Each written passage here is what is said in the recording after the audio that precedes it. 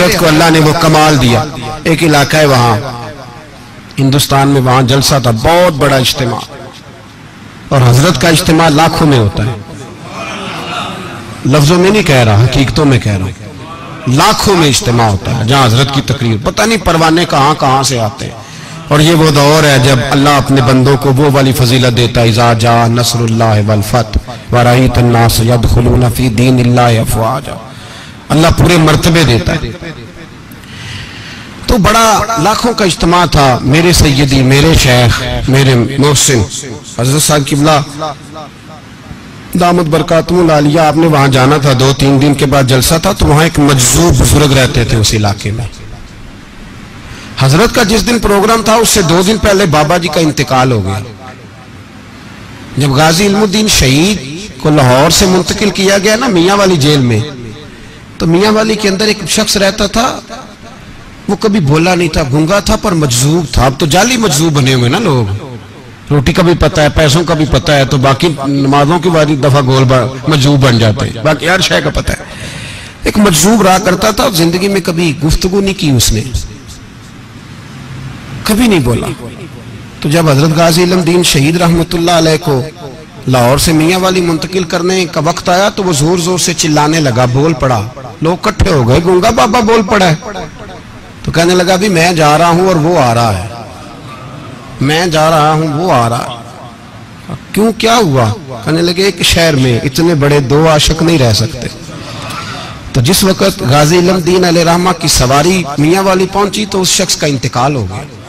لیکن میں حضرت وہاں جا رہے تھے تو مجذوب بابا جی حضرت کے جانے سے پہلے انتقال کر گئے، اور جب انتقال کر گئے تو ان کا سارا جسم اکڑ گیا اور کٹھا ہو گیا، جس طرح گٹھڑی کٹھی ہو جاتی ہے. پاؤں اوپر کو اٹھ گئے، ہاتھ نیچے آ گئے، گردن آگے ہو گئی، سارا جسم. علماء پریشان، عوام علاقے کی پریشان کہ بابے کو غسل کیسے دیں. اکڑ گیا سارا جسم، کٹھا ہو گیا.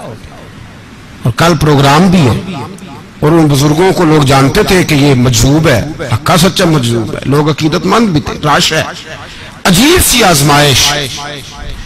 اب لوگ بڑی کوشش کرتے رہے، ڈاکٹروں کو بھی بلایا گیا، سب کچھ کیا، لیکن کوئی حل نہ نکلا. اگلے دن حضرت تشریف لے گئے. لوگوں نے کہا حضور یہ مسئلہ ہے، اس طرح کی پوزیشن ہے.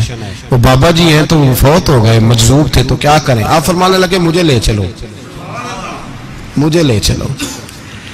ملا رومی کہتے ہیں ولی کو ولی پہچانتا ہے، ولی کو دکھیے دی گل دکھیا سمجھیں، سکھیے نو کی خبراں. جو اس مقام کا نہیں اسے کیا پتا کہ بات کیا ہو رہی ہے. فرماتے ہیں کہ حضرت فرمانے لگے مجھے لے چلو. حضرت پہنچے، مجمع لگا ہوا تھا سیدھے میت کے قریب. رب کریم کے بندوں کو اللہ وہ مقام دیتا ہے کہ لوگ سمجھ نہیں سکتے. اور یہاں ایک بات کہہ دوں، اگر سمجھ میں آ گئی تو بھی ٹھیک، نہ آئی تو بھی ٹھیک. اللہ کے ولیوں کے تعلقات آپس میں مرنے سے ٹوٹتے نہیں، یہ مرنے کے بعد بھی قائم رہتے ہیں.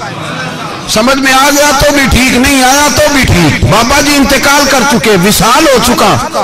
قبر مری تے میرے اپیرا جے کر پاویں پھیرا، قبر دے وچوں ہڈیاں اٹھ کے مجرا کر سن تیرا.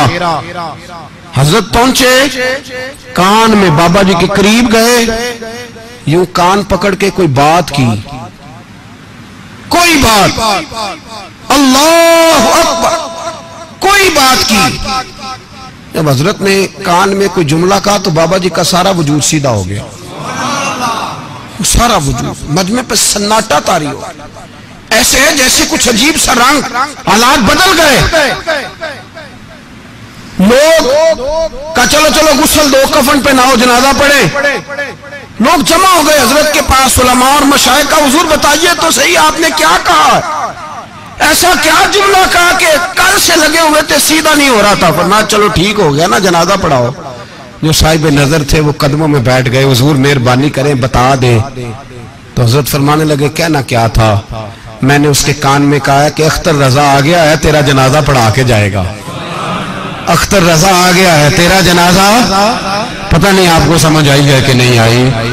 تو وہ فوت شدہ بزرگ انتظار کر رہے تھے کہ مولا تیرا ایک وقت کا غوث جو یہاں رہتا ہے، ایک قطب دوران جو یہاں ہیں تم ایسے ہی دنیا سے چلا جاؤں؟ انتظار ہو رہا، جب کہا نا کہ آ گیا جنازہ پڑھا کے جائے گا تو فوراً سیدھے ہو کے کہنے لگے حضور وعدے پہ قائم رہیے گا. لا الہ الا اللہ محمد